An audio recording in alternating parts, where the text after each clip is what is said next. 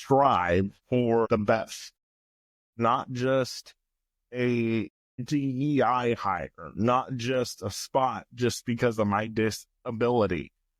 No, I have a spot because I know what the hell I'm talking about.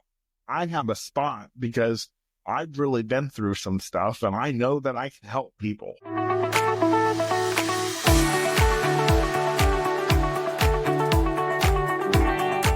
Wow, guys, can you believe it? We're already over 20 episodes into Nick Speaks, but here's the truth. I couldn't have done it alone. The amazing team at Goodnight Podcasting Solutions has been with me every step of the way, from those early strategy sessions all the way to editing, promotion, and even helping me land guests.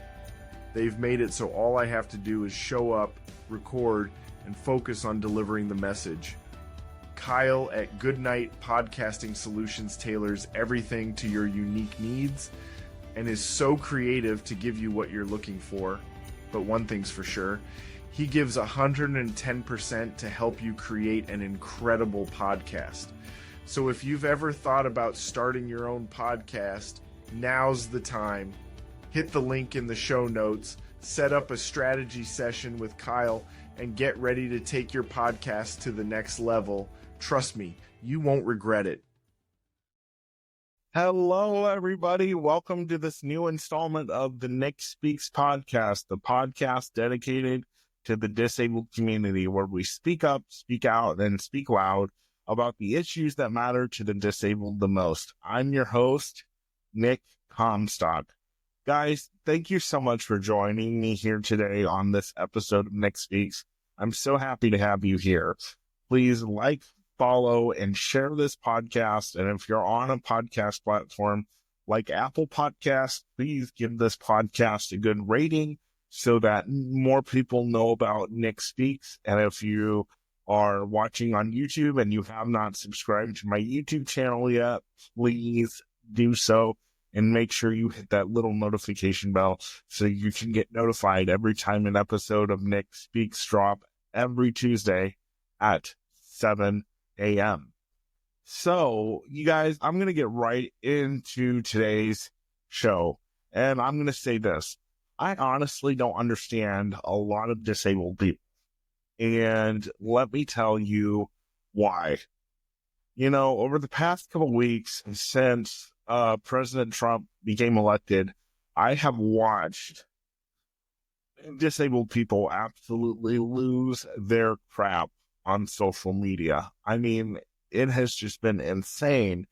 People with disabilities are coming on and saying, oh my goodness, he ended diversity and inclusion programs.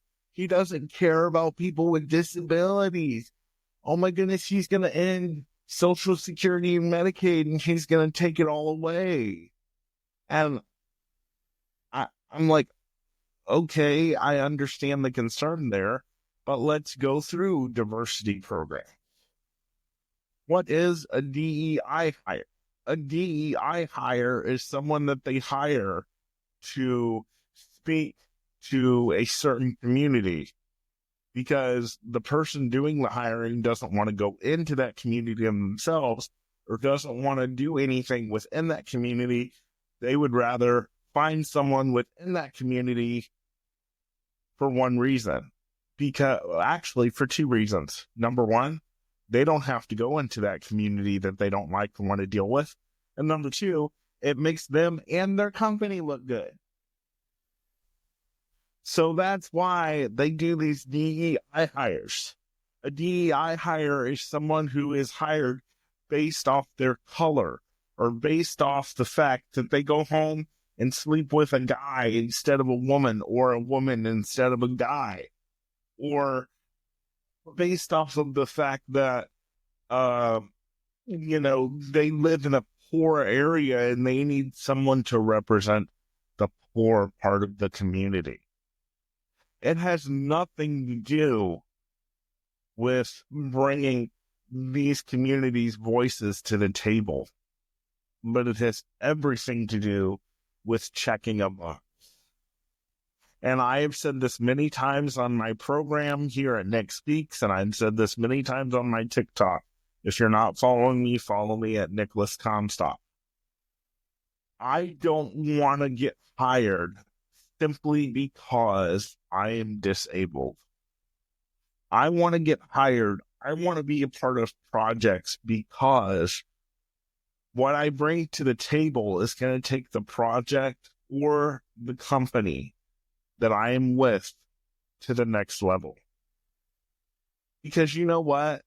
What these DEI hires want to do is check a box, like I just said, but they don't really want to hear your opinion.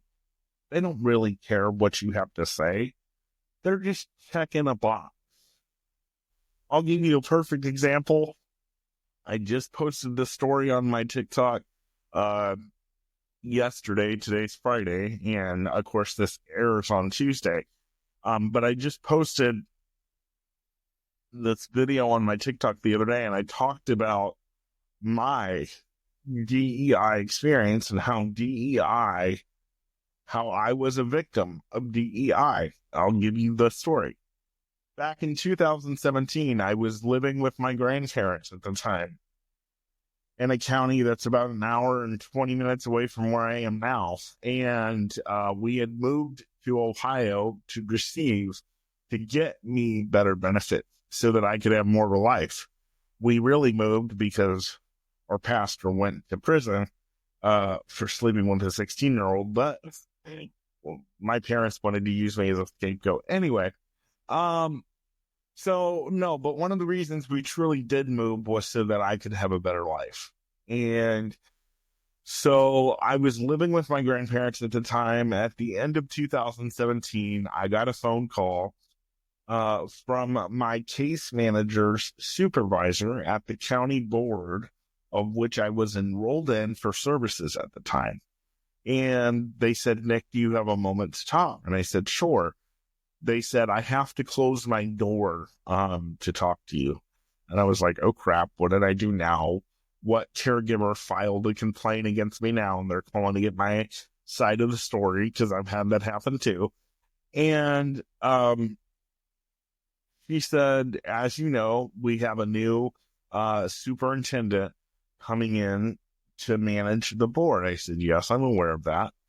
And she said, the superintendent would like to invite you to become a board member, and you would be the first board member on our board of directors while also receiving services within a 50-year history. You guys, when I got that call and when I got that news, I cried.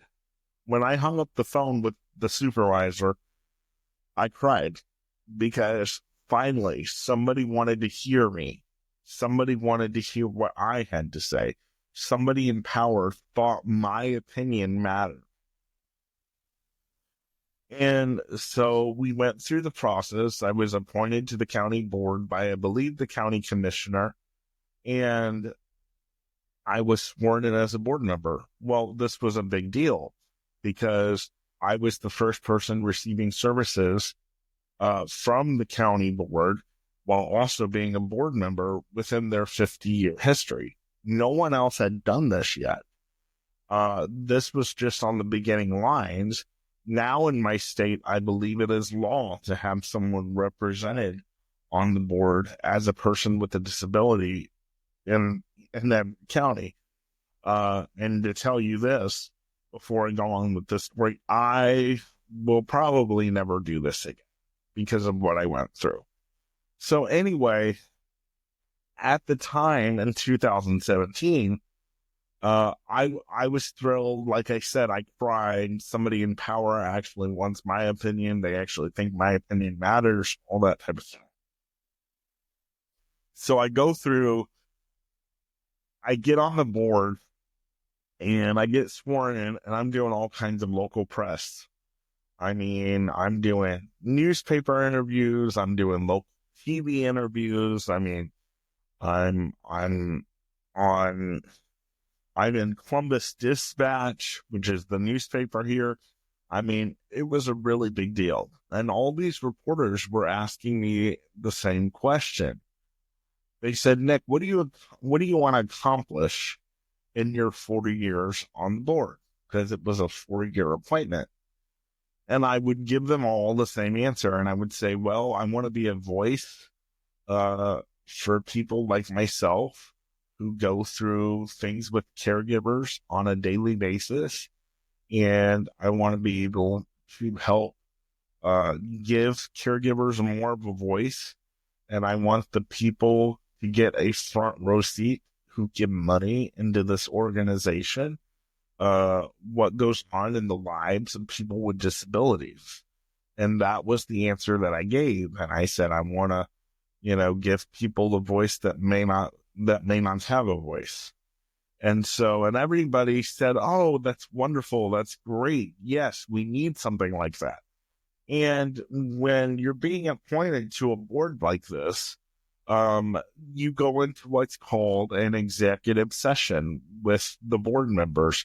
And there's a group of board members that get to, I think it's actually all the board members, all the current board members get to interview you in an executive session. And what an executive session is it's not open to the public. So not only the board and the person who the director of the board can be in this session. And so the board members asked me, they said, Nick, what do you want to accomplish on the board within your 4 years? And I said the same thing I just told you. I want to give people with disabilities in my situation or in similar situations a voice that feel like they may not have one.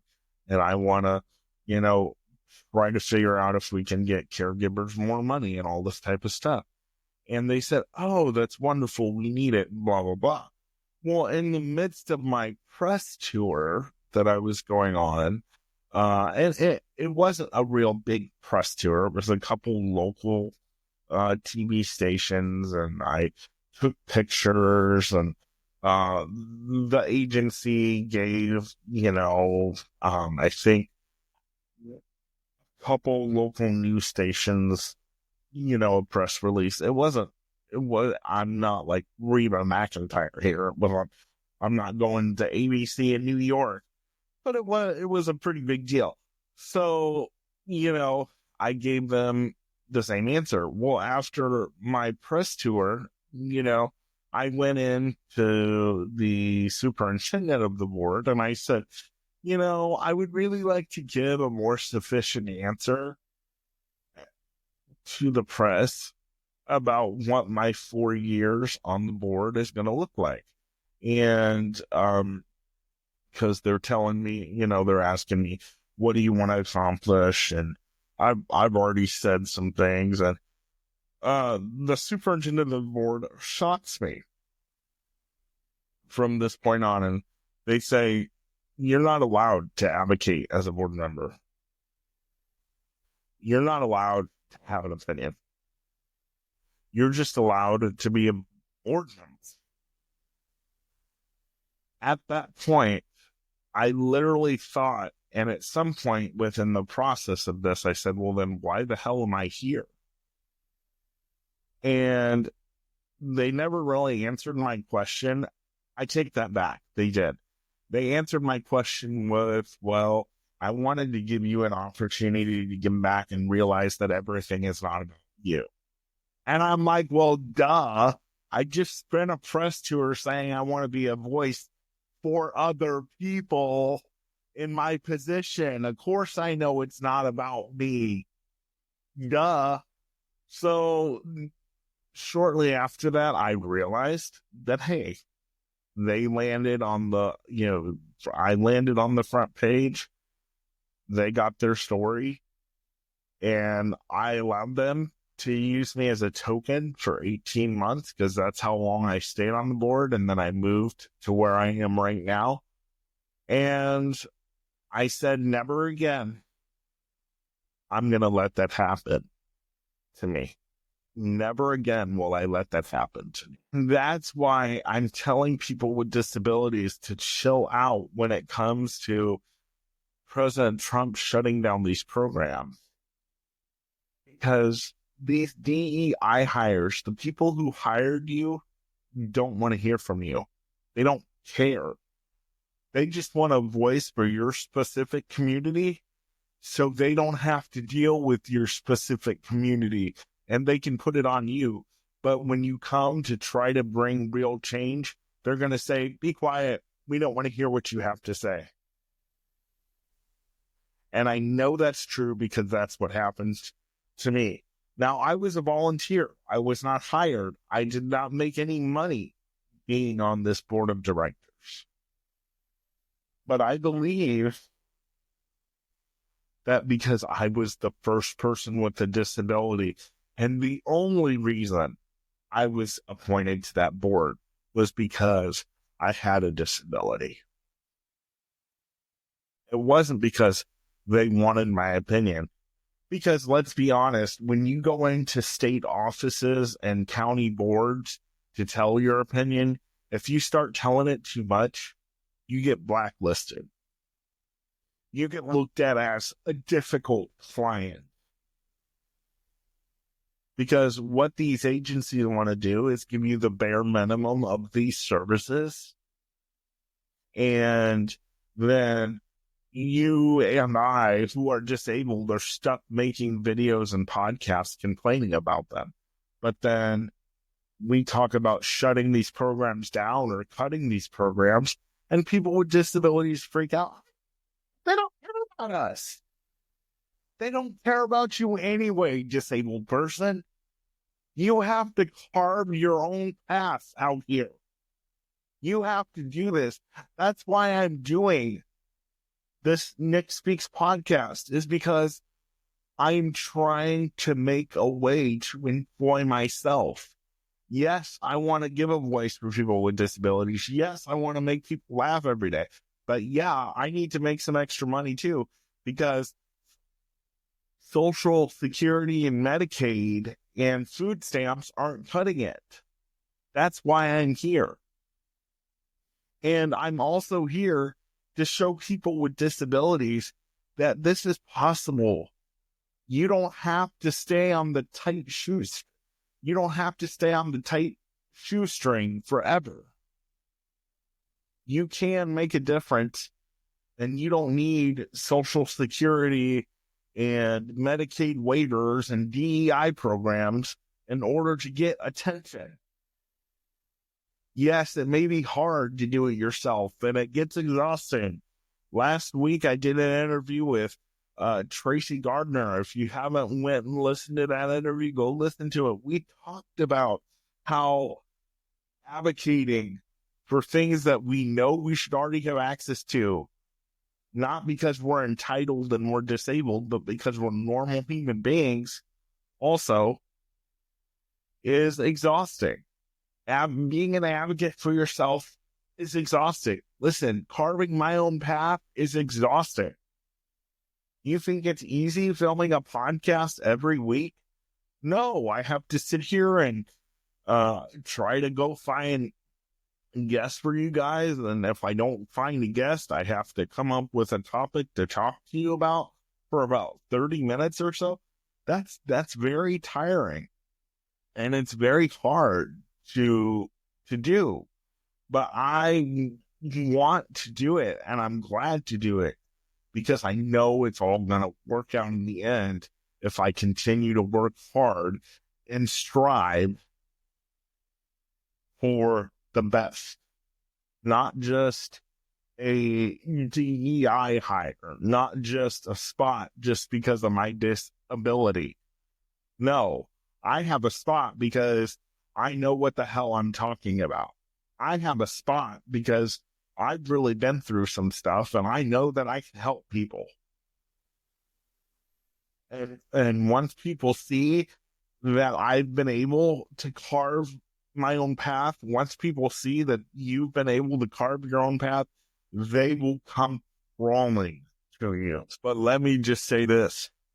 You do not need DEI to make you success. Now, in my opinion, because I'm a Christian, you need God and hard work to make you a success. Like I told you a couple weeks ago on another podcast, if you don't want to put God in the picture, that's totally up to you. I don't know why you wouldn't. I can't imagine where I would be without my savior. But, you know, like I said, that's up to you. But you don't need these programs, these DEI programs, to give you a voice. You have your own voice. Like I said, they don't want to hear from you anyway. And stop freaking out, people with disabilities, about, they're going to take away Medicaid and they're going to take away Social Security. Most of these programs, in fact, somebody told me on my TikTok the other day when I made the video about my DEI experience, that most of these programs are state funded, not federal funded. Now, I don't know if that's true or not. I haven't done any research. I thought there was a state level and a federal level. Any president, no matter what party they are, cannot wake up one day and say, I'm going to sign an executive order and cut Medicaid and cut Social Security. They can wake up and try to do that, but it's going to end up in court so fast, and it's going to be shut down so fast that they don't know they don't know what hit them. And, let's be honest. For those of you that are disabled and you're looking at starting your own business, and you're looking to be successful, why are you working so hard to hold on to a shoestring when you could be in a shoe factory? You could own the shoe factory, and you're sitting here holding on to a shoestring known as Social Security and Medicaid. And another thing that frustrates me when it comes to people with disabilities with this issue is that, they say, well, we don't want to be told how much money we can have, that we don't want to be told how much assets we can have. Listen to the name of the program that you're on. Listen to the first part of it. Social. It's a social program, meaning the government is telling you what to do because you're on their dime. So they're going to tell you how much money you can have. They're going to tell you what assets you can have and what assets you can't. That's why I'm striving so hard to get off of it. And that's never going to change. Now, I realize there are some people out there that have disabilities, that their disability is going to cause them never to be able to work. And I realized. So I believe that the funding cap of $2,000 needs to be raised, probably to, I said $20,000 earlier, or $10,000 in an earlier episode. I believe it needs to be raised to at least $150,000, if not to $250,000 to $1 million, because funerals are expensive and having a disability is expensive. My wheelchair is $30,000. If I didn't have my Medicaid, I don't know how I would pay for it. I really don't. But, when you're looking into getting off of Social Security and Medicaid waivers, you want to be careful, because I just looked up the other day. I had a friend of mine look up on the phone. He didn't believe me that if I was going to go into private pay for caregivers, it was going to cost like $20,000 a month, upwards of $60,000 a year to do private pay for caregivers. And so, yes, I'm not saying go out here and make a bunch of money and lose all your benefits right away. No. What I am saying is you cannot have it both ways. You cannot have your Social Security, your Medicaid, and $1 million a year. Now I just said that it should be, the funding cap should be raised from $2,000 to possibly $1 million a year for those people who can't absolutely work. There's no way they can. They're too fragile. Something's wrong with them. to where they can't get out on a day-to-day basis anymore. There should be a program where they can save for their future with the money that they receive that is duly owed to them because they are truly disabled. There should be that program. But if there is a person like myself who is looking to carve my own path and do this on my own full time, I believe that the government needs to help support that, since there's all this, oh, we believe in the American dream. Not for people with disabilities, you don't. I've been told I'm unemployable and all this stuff by 2 states and 3 different counties. So you have to decide what you want, people with the disability. You have to decide, do I want my Social Security and Medicaid that is giving me meager services? Or do I want to get a job and carve my own path and make something of myself? You have to make that decision, but you can't have it both ways. And stop believing these Democrats. Stop believing the Democrat Party, because they are the ones that is going to come after you and say, hey, if you vote for this party, they're going to take away your Social Security. They're going to take away your Medicaid. They've been doing that for years. They know that is the perfect tactic to use, because as much as I hate to admit it, people with disabilities are vulnerable and we depend on programs like Social Security and Medicaid.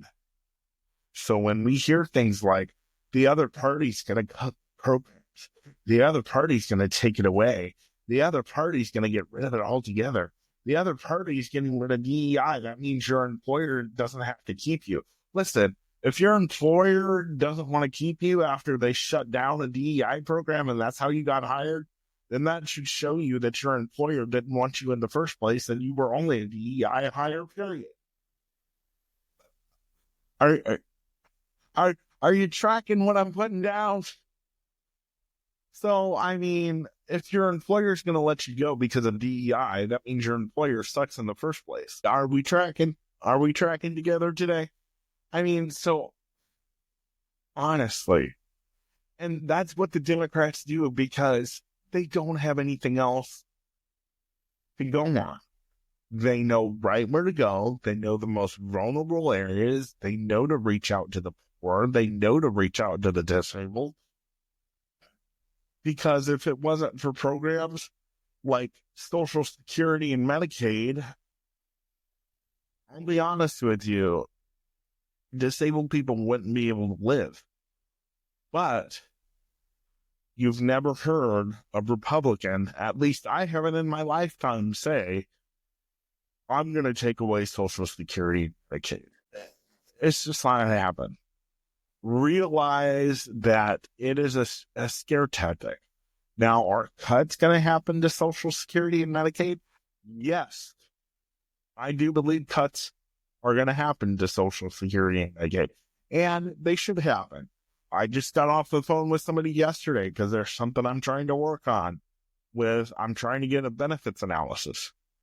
And they said, Nick, well, I just heard today that they laid off 15,000 people at Social Security and they're planning more layoffs on Friday. By Friday, I'm meaning today. Like I said, we pre-taped this podcast and it'll be out on Tuesday. But, and do those people need to be laid off? Probably, because half those people aren't doing their job. I mean, when you call the Social Security Administration, if you don't call right at 9 a.m., you're lucky if you sit on the phone. You're lucky if you get a hold of somebody at all, much less you have to sit on the phone for 2.5, 3 hours. I've done it.